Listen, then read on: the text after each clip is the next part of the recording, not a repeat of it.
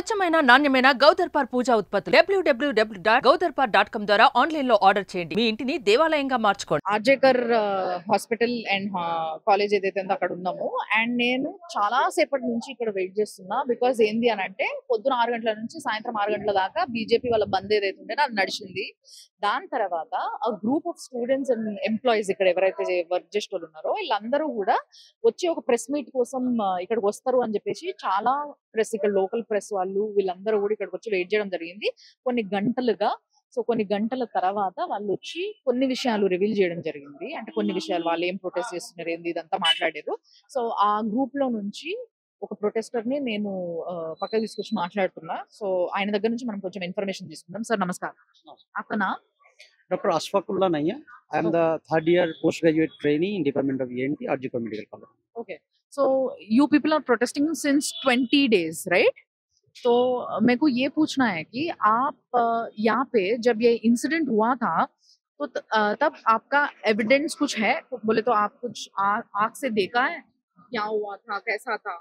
नहीं, ऐसे तो हम लोग नहीं देखा है क्योंकि जो इंसिडेंट्स होने के बाद ही हम लोग को खबर मिला we are from the different department. So बाद में जब हम लोगों को पता चला हम लोग सब इकट्ठा हुआ और देखा कि मतलब there was a police to protect the crime scenes this time पे. तो हम लोग उसी टाइम पे बाहर से डिपार्टमेंट का बाहर में ही हम लोग प्रोटेस्ट शुरू किया था. अच्छा, ये तो हमारे पास आने वाले फर्स्ट केस है यहाँ से. बोले तो ये हॉस्पिटल से, ये कॉलेज से ऐसा कुछ केस फर्स्ट है, राइट? तो इससे पहले कुछ अंदर कुछ हैरासमेंट ऐसा कुछ था स्टूडेंट्स के साथ?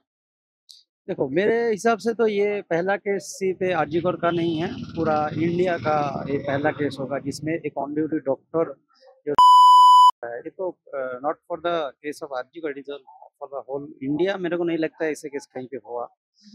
तो अंदर का जो हैरेसमेंट का बात कर रहे हैं तो कुछ तो सिस्टम का फेलियर है. जो सिस्टम में डायरेक्टली हैरेसमेंट है कि नहीं है वो तो सीबीआई अभी ऑन द मैटर सब जुडिस है, वो बता सकते हैं क्या हैरेसमेंट था या नहीं था. बट एक लाइफ चला गया जिसपे हम लोग बहुत दुखी है अभी.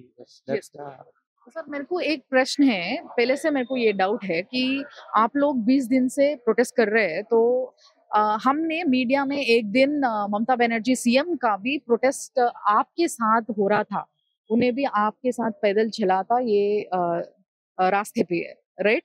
तो तब मेरा ये डाउट था उसके हाथ में पावर था. She is a lady who has a power as a CM and health minister and also a home minister, and she started protesting against the government, right? So आपने ये पूछा था मैडम से? नहीं, हमारा साथ तो कभी कोई प्रोटेस्ट में उन्होंने आया नहीं. That is her own protest. हम लोग पहले से ही कोई पॉलिटिकल पार्टी के साथ नहीं है. We are the some part है जो प्रो पॉलिटिक्स मतलब प्रो गवर्नमेंट है, सम है anti government. But we are on the justice side. हम लोग वो जब उसमें हटा था हम लोग भी उसमें नहीं था, और अभी जो बंद चल रहा है और ऑपोजिशन जो है उसमें भी हम लोग नहीं है. हम लोगों का एक स्टूडेंट ग्रुप है जिन लोगों का क्लियर कट है कि आप जितना भी इधर उधर करिए, हम लोगों का एक बीच का एक रास्ता है जो हम लोग चाहते हैं कि जस्टिस आए. जस्टिस का मतलब ये है कि एक तो सीबीआई इंक्वायरी चल रहा है जो सुप्रीम कोर्ट में प्रेजेंट करेगा. दूसरा एक है जिसमें जो एविडेंस टेम्परिंग का बात बार बार मीडिया के माध्यम से आप लोगों को भी पता होगा दिन में. तो वो जितना लोग उसमें इन्वॉल्व था वो लोगों को भी एक सिस्टम के अंदर लाना चाहिए और उन लोगों को भी मतलब पूछना चाहिए क्यों हुआ क्यों नहीं हुआ. वो इन्वॉल्वमेंट है उन लोगों को भी जस्टिस के अंदर आना चाहिए. Okay, तो आपने ये मेरे को क्लैरिटी दिया कि जो दीदी ने प्रोटेस्ट किया था तब पूरे जो लोग पीछे दीदी के पीछे पैदल चल रहा था वो पूरे दीदी का टीम है, कोई भी स्टूडेंट्स नहीं है वहाँ. स्टूडेंट हो सकता है लेकिन हमारा जो प्रोटेस्ट मंच जो है हम लोगों का जो कॉज है उसी कॉज से हम लोग का यहाँ से प्रोटेस्ट साइड से कोई गया नहीं था. स्टूडेंट तो था मे बी द अलग different student but not from the. तो आप ये एविडेंसेस को टैम्परिंग के बारे में जो बात कर रहे हैं तो उसका भी एक सवाल है मेरे पास कि अभी ये 3rd फ्लोर में सेमिनार हॉल कहाँ है, वो वहाँ पे कुछ रेनोवेशन का वर्क चल रहा है करके थोड़े मीडिया वो वायरल कर रहा है वो बात. तो सही में कुछ चल रहा है वहाँ पे वर्क? एकदम चल रहा था, अभी बंद है. सीबीआई आके वो बंद कर दिया. लेकिन after crime scenes there should be a protection of the crime scene site जिसमें नहीं हुआ था. उसमें फिर तोड़फोड़ किया गया था आसपास में. सेमिनार रूम में नहीं, पास में आसपास में तोड़फोड़ किया गया था. That was the, Supreme Court also observed that there was the tampering in the evidence. So उसमें भी As you say, there is some tampering happened. What kind of tampering it was? it was tampering like mainly the crime scenes protection. That should be the main goal for the police system when any incident like rape happened. But there was no protection from the crime scenes from the beginning. You can see the video. Some people in the seminar room. There was a video. Then in a construction beside the seminar room and everything. There was a tampering, and Supreme Court also said this. As you were working here since a long time, as you were a student here for a long time, तो उधर ये incident से पहले से ही वहाँ पे कुछ renovation हो रहा है या बाद में हुआ है या होते रहा है? नहीं, वो जो घटना आप लोग देख रहे हैं ना, वो इंसिडेंस के बाद ही हुआ है. उसलिए तो इतना सवाल पूछ रहे हैं लोग. लोग सवाल इसलिए कर रहे हैं कि आप सेमिनार के बगल में क्यों रिनोवेशन कर रहे हैं जब ये इंसिडेंट हो गया. उसके बाद ही हुआ था, इसलिए तो क्वेश्चन अभी भी है. Immediately on that day, that renovation has started. Exactly, I don't know, but post the incidents, obviously post incident, not pre. Okay. And और एक क्वेश्चन है, जब वो लड़की का, वो विक्टिम का पेरेंट्स आए थे यहाँ पे, तो आप लोग पेरेंट्स को हेल्प करने के लिए आप लोग ये बोले कि पूछना पड़ेगा करके, ये आपने किया था? नहीं, ऐसा कुछ नहीं था. लेकिन नॉट क्लियर विद द, क्योंकि इतना भीड़ था, हम लोग स्टूडेंट पूरा भरा हुआ था. उसका father mother, that is the matter of just sub judice. वो पुलिस से बात किया होगा, हम लोगों से तो डायरेक्ट बात हुआ नहीं था. Did anyone asked for? ऐसे तो हम लोग के बीच में उस टाइम पे हुआ नहीं था. बाद में हो सकता है कोई पूछा होगा, नॉट फ्रॉम आवर साइड. तो 3 घंटे के बाद डेड बॉडी को दिखाई दिया था, राइट, पेरेंट्स को. ये 3 घंटे में क्या हुआ होगा शायद? नहीं, एग्जैक्टली तो बता नहीं सकते हैं, क्योंकि हम लोग को प्रोटेस्ट कर रहे थे या बाकी वो जो काम चल रहा था with supervision of the police department. So उसमें भी वो कोर्ट का ही ऑब्जर्वेशन है. बोला कि उसमें भी अब डिले किया, वो एफआईआर करने डिले किया वो तो सब पूरा मीडिया में है. And case had shifted to CBI now, so since a long time. So do you have any communication from them? No, CBI is not. We have tried to communicate with them, but they are answering that they are not answering to anyone except the Supreme Court. Okay, so till when this protest is going to happen, and कब तक, कहाँ तक, और justice का मतलब आपके उद्देश्य में क्या है?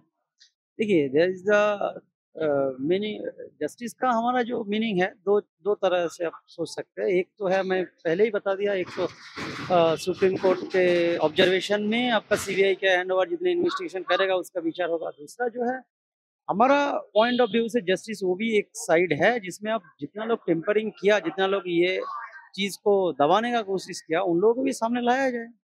That can be done by state government.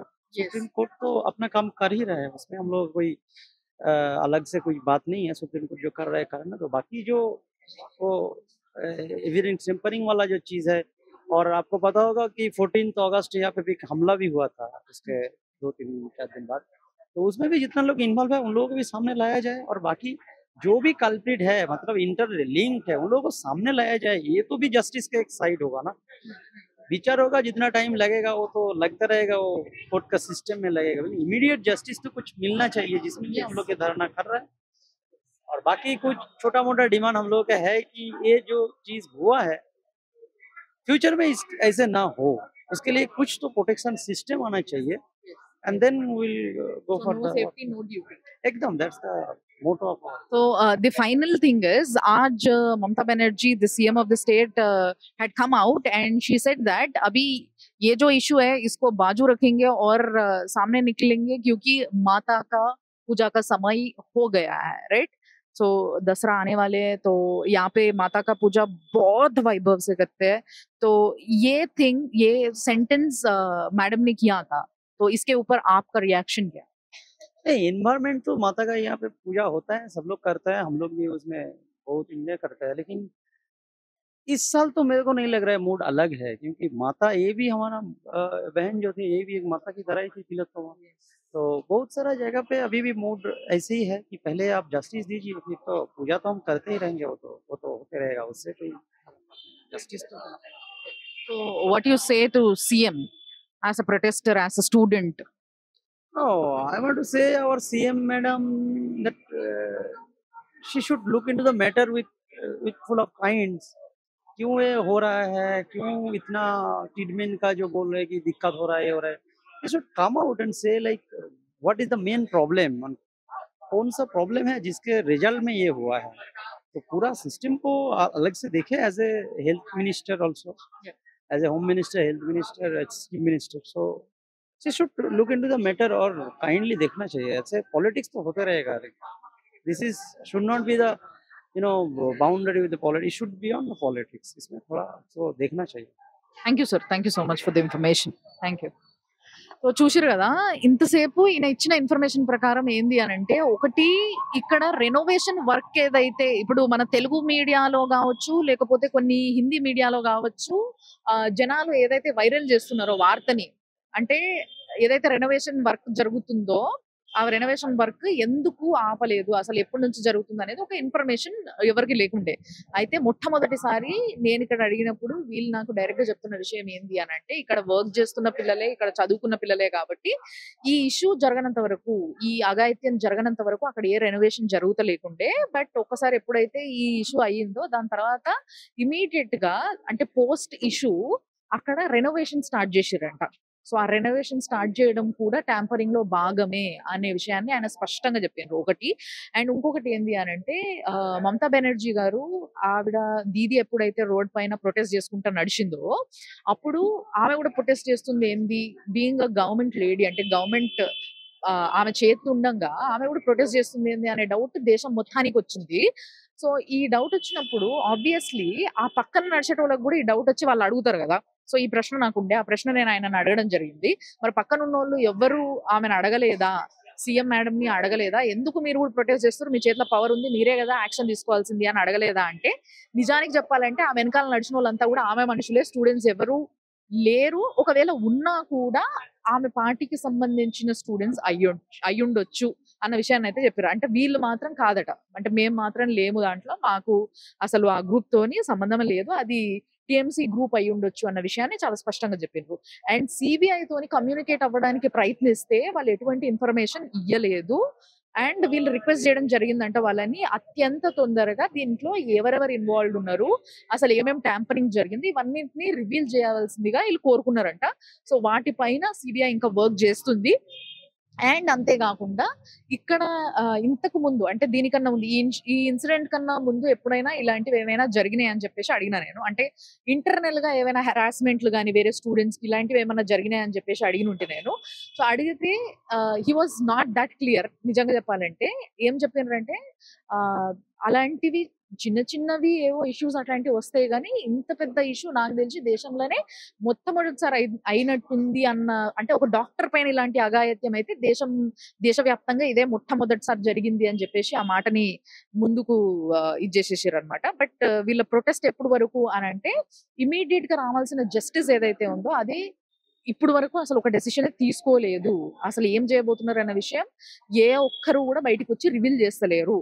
కాబట్టి అది ఏదో ఒకటి తీసుకోవాలి, అది తీసుకునేంత వరకు మా ప్రొటెస్ట్ నడుస్తూనే ఉంటది అన్న విషయాన్ని ఆయన క్లియర్ గా చెప్పడం జరిగింది. అండ్ ఇంకొకటి, ఈ రోజు రీసెంట్ గా, అంటే ఈ రోజు మమతా బెనర్జీ గారు ఏం చేసిండ్రు అని అంటే, దేవి నవరాత్రులు వస్తున్నాయి, వాటికి ఏవైతే దేవి పూజలు జరగాలో అవి చాలా వైభవంగా జరుగుతాయి, మనందరికీ తెలుసు.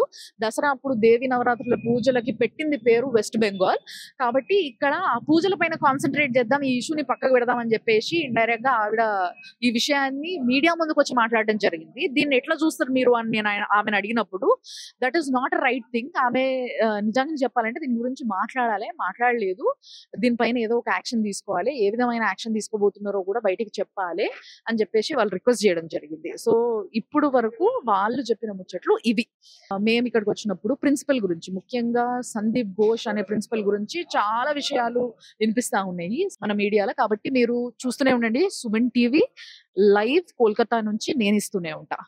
సుమన్ టీవీలో మీ పర్సనల్ అండ్ బిజినెస్ ప్రమోషన్స్ కోసం కింది నెంబర్కి కాంటాక్ట్ చేయండి.